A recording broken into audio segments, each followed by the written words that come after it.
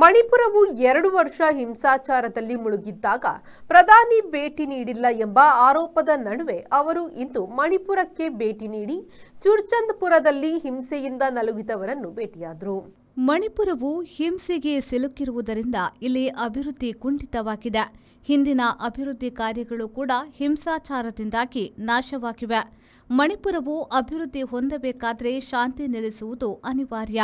ಆಗ ಮಾತ್ರ ಪ್ರಗತಿ ಪಥದಲ್ಲಿ ರಾಜ್ಯ ಮುನ್ನಡೆಯುತ್ತದೆ ಎಂದು ಪ್ರಧಾನಿ ಮೋದಿಯವರು ಮಣಿಪುರಕ್ಕೆ 2 ವರ್ಷದ ಬಳಿಕ ನೀಡಿದ ಭೇಟಿಯಲ್ಲಿ ಹೇಳಿದರು.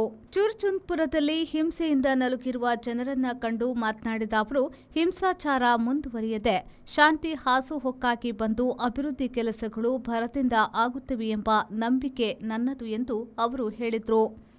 2023ರಿಂದ ನಡೆದ ಹಿಂಸಾಚಾರದಲ್ಲಿ ಕುಕಿ ಬುಡಕಟ್ಟು ಒಂದರಿಂದಲೇ 250ಕ್ಕೂ ಹೆಚ್ಚು ಜನರು ಕೊಲ್ಲಲ್ಪಟ್ಟಿದ್ದಾರೆ.